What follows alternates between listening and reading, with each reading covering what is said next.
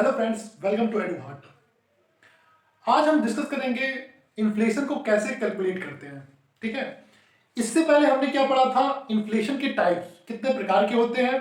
ठीक है, इन्फ्लेशन क्या होता है और वो कितने प्रकार के होते हैं। ठीक है, तो अब इन्फ्लेशन के बारे में पढ़ने के बाद हमें ये भी पता होना चाहिए हम कैसे उसकी कैलकुलेट करें।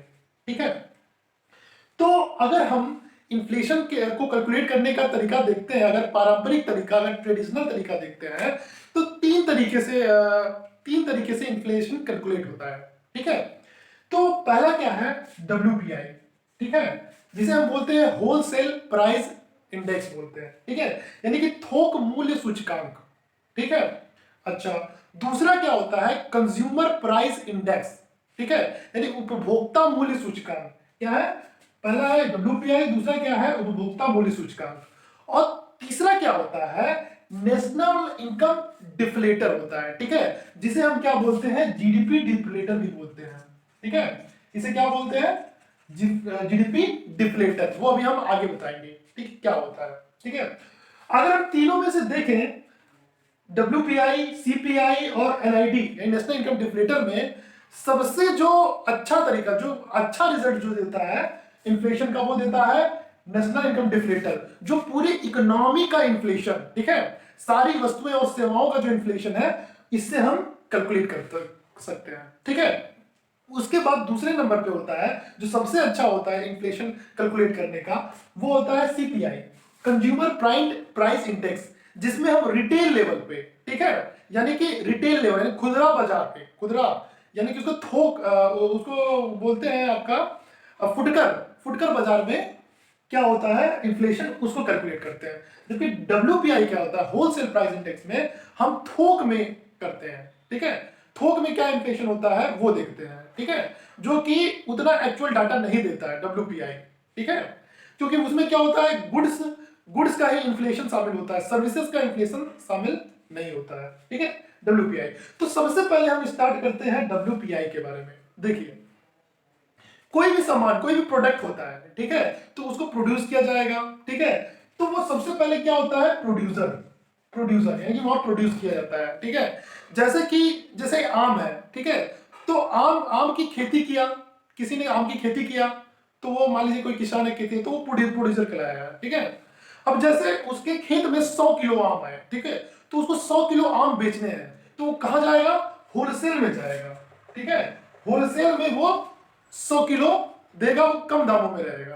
ठीक है, होलसेल में चीजें क्या बिकती हैं, कम दामों में बिकती हैं। ठीक है, इसके बाद क्या होता है, होलसेल से क्या होता है कि वो सामान कहाँ, रिटेल में जाता है, जो हम आप जो है खरीदते हैं वहां पे फुटकर बाजार में खरीदते हैं। ठीक है, तो इसमें क्या है, खुदरा बाजार में रिटेल लेवल पे फिर चीजें जाती हैं। ठीक है, तो होलसेल क्या होता है, होलसेल में हम इन्फ्लेशन को कैलकुलेट, अगर हम देखें तो 2014 के पहले क्या था कि जो हम इन्फ्लेशन कैलकुलेट करते थे, वो होलसेल प्राइस इंडेक्स पे कैलकुलेट करते थे। ठीक है, लेकिन 2014 के बाद ऐसा क्या हुआ कि हम WPI से हम कंज्यूमर प्राइस इंडेक्स पे शिफ्ट कर गए। ठीक है, तो इसके लिए WPI को हमें समझना पड़ेगा, WPI में होता क्या था। ठीक है, WPI में जैसे कि हमने क्या किया, एक बास्केट क्रिएट किया जा सकता है। ठीक है, चाहे वो WPI हो चाहे वो CPI हो, उसके लिए हम क्या करते हैं, एक क्या होता है, बास्केट क्रिएट किया जाता है। ठीक है, तो अब देखिए, इसमें इसमें गुड्स रखे जाते हैं। ठीक है, एक इमेजिनरी बास्केट है, ऐसा नहीं है बास्केट है कि इसमें सच में सामान रखा जाता है, एक हमने इमेजिनरी बास्केट इसको रखा। इसमें क्या है, प्राइमरी गुड्स भी है, इसमें क्या है, मैन्युफैक्चरिंग गुड्स है, और इसमें क्या है, फ्यूल्स और लुब्रिकेंट्स। प्राइमरी गुड्स में क्या थे, 102 आइटम्स थे, गुड्स के 102 आइटम्स थे। मैन्युफैक्चरिंग गुड्स में क्या था, 555 आइटम्स थे। और अगर फ्यूल पावर और लुब्रिकेंट्स में देखें तो इसमें 19 आइटम थे। प्राइमरी गुड्स में क्या क्या थे, जैसे कि फूड ग्रेन्स था, खाने पीने के सामान, फ्रूट्स फल थे, vegetable, cotton, T, coffee, milk etcetera. ठीक है, यानी कि ये डेली के सामान है जो हम प्रतिदिन यूज करते हैं। ठीक है, मैन्युफैक्चरिंग में गुड्स में थे, सीमेंट था, मेटल था, केमिकल था। ठीक है, केमिकल्स, ये FMCG जो गुड्स होते हैं, फास्ट मूविंग कंज्यूमर गुड्स जो होते हैं, जैसे कि क्या हो गया, टूथपेस्ट हो गया, तेल हो गया। ठीक है, ये इसमें आता है। ठीक है, और ये क्या हुआ, कंज्यूमर ड्यूरेबल्स जैसे फ्रिज, टीवी, कूलर, ये सब चीजें क्या थी, मैन्युफैक्चरिंग गुड्स में थी, यानी 555 आइटम। और इसमें फ्यूल पावर लुब्रिकेंट्स में 19 आइटम थे, जैसे कि पेट्रोलियम प्रोडक्ट्स था, एलपीजी था, इलेक्ट्रिसिटी एक्सेट्रा। ठीक है, तो ये बास्केट ऐसे क्रिएट किया गया था। ठीक है, और उसमें क्या थे, टोटल आइटम्स कितने थे, 667, 676 टोटल आइटम कितने थे, 676 आइटम्स थे। ठीक है, यानी कि ये देखिए 2014 के पहले की बात है। ठीक है, 2014 की पहले की बात है, ठीक, और 2010 के बाद की बात है। ठीक है, क्योंकि इससे पहले 676 से भी कम क्या थे आइटम से, 435 आइटम्स थे। ठीक है, लेकिन 2010 में क्या किया था, इस बास्केट में क्या किया था कि रिवाइज किया गया था। 2010 में इसको रिवाइज किया गया था, 14 सितंबर 2010 में क्या किया गया था, इस बास्केट को रिवाइज किया गया था। 435 से 676 आइटम्स इसमें रखे गए थे। देखिए क्या होता है कि जैसे आइटम्स, जैसे दिन प्रतिदिन के सामान जो हम यूज करते हैं वो इस बास्केट में रहते हैं, और जो मतलब कि जो आइटम्स क्या होते हैं जो बेकार हो जाते हैं तो हम क्या करते हैं, इस बास्केट से हटा देते हैं। ठीक है, और जो नए आइटम्स जो आते हैं उसमें रख दिया जाता है। जैसे रेडियो आपने देखा होगा, रेडियो क्या आज कोई यूज होता है, ठीक है, वो आउटडेटेड आइटम है। ठीक है, तो उस आउटडेटेड आइटम्स को क्या किया जाता है कि हटा दिया जाता है और नए आइटम्स को इंक्लूड किया जाता है। ठीक है, तो अगर देखा जाए तो कितने आइटम्स थे, 676 आइटम्स थे। ठीक है, तो इसमें क्या होता है, इसमें क्या होता है, मेन चीज क्या होती है इसमें, सबसे पहले ये गुड्स तो रखे जाते हैं, इसमें बास्केट में गुड्स तो रखे जाते हैं, लेकिन सर्विसेज नहीं रखी जाती हैं। ठीक है, सर्विसेज कायदे से अगर इन्फ्लेशन कैलकुलेट कर रहे हैं तो वहां पे गुड्स एंड सर्विसेज दोनों होने चाहिए, तभी तो अच्छा मतलब कि टोटल इन्फ्लेशन कैलकुलेट होगा। ठीक है, तो इसमें क्या कमी थी, सर्विसेज सर्विसेज को इंक्लूड नहीं किया जाता था। ठीक है, एक तो पार्टिकुलर गुड्स को रखा जाता था, ऊपर से सर्विसेज को इंक्लूड नहीं कर रहे हो तो क्या होगा, जाहिर सी बात है इन्फ्लेशन का एक्चुअल वैल्यू नहीं पता चलेगी डब्ल्यूपीआई में। ठीक है, तो ये चीजें थी। ठीक है, जैसा कि डब्ल्यूपीआई इंडेक्स जो है वो क्या करता है, मंथली इंडेक्स अपना जारी करता है, यानी कि मंथ बाय मंथ। ठीक है, तो जैसे कि अगर हम देखें तो अगर अगर ये इंडेक्स कैसे जारी करेगा, या तो पॉइंट टू पॉइंट इंडेक्स जारी करेगा मंथली। ठीक है, जैसे कि क्या हुआ कि अगर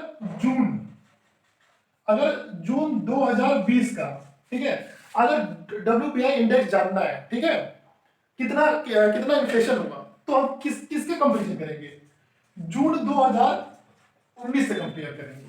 ठीक है, डब्ल्यूपीआई जून 2019 का कंपेरिजन किससे करेंगे, जून डब्ल्यूपीआई जून 2020 का। ठीक है, तो उसका वैसे उसी तरह अगर आपको जनवरी का करना है तो जनवरी 2020 का तो हम किससे कंपेयर करेंगे, जनवरी 2019 से।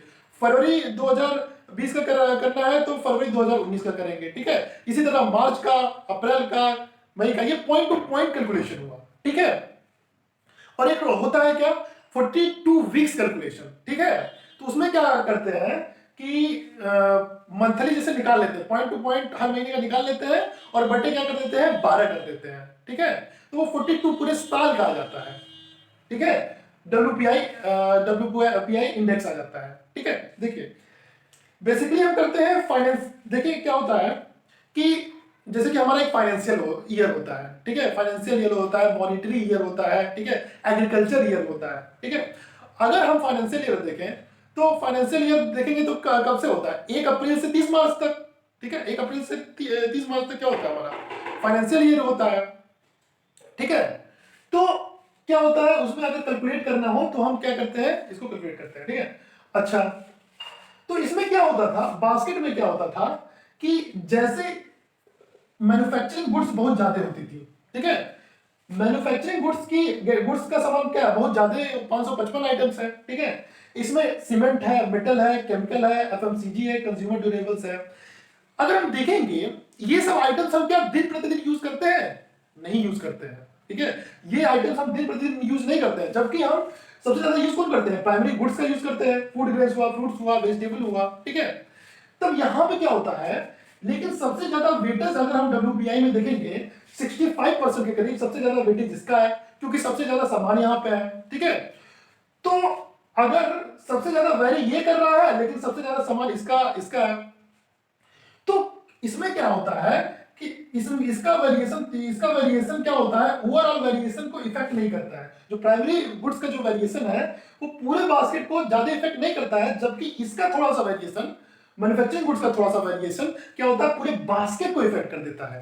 ठीक है, तो क्या होता है, और ये चीजें हम क्या है कि जनरली हम ज्यादा सीमेंट, मेटल, केमिकल कहाँ यूज करते हैं, ड्यूरेबल जो कंज्यूमर ड्यूरेबल प्रोडक्ट होते हैं, टीवी हुआ, फ्रिज हुआ, कहाँ हम ज्यादा यूज करते हैं। ठीक है, तो क्या होता है कि ये अगर इसमें ज्यादा बढ़ोतरी होती है इन्फ्लेशन में, तो ये पूरे बास्केट को डिस्टर्ब कर देता है। ठीक है, पूरा इफेक्ट कर देता है।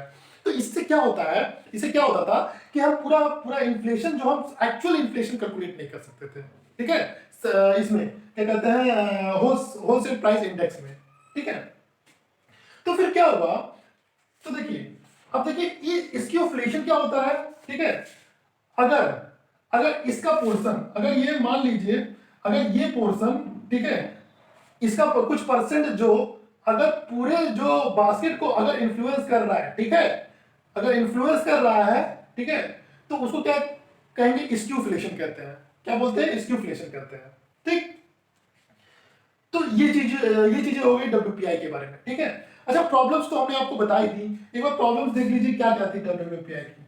डब्ल्यूआई की प्रॉब्लम्स क्या थी, पहली तो बात, इसमें सर्विसेज इंक्लूड नहीं था, तो इससे पूरा एक्चुअल इन्फ्लेशन नहीं पता चलता था। दूसरी चीज क्या थी, ये चीज मतलब कि हम जो खरीदने जाते हैं रिटेल लेवल पे, कंज्यूमर जो खरीदने जाता है रिटेल लेवल पे, ठीक है, फुटकर बाजार में जाता है, थोक बाजार में नहीं जाता है। ठीक है, तो एक्चुअल चीज इन्फ्लेशन कैलकुलेट नहीं हो पाता था।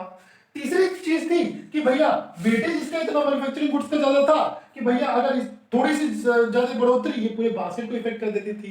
ठीक है, और इसका जो इन्फ्लेशन है, प्राइमरी गुड्स का इन्फ्लेशन जो हो रहा है उसका कुछ इफेक्ट ही नहीं पड़ता था, क्योंकि इसका कितना था वेटेज, 20% था। ठीक है, तो ये चीजें कमियां थी, मतलब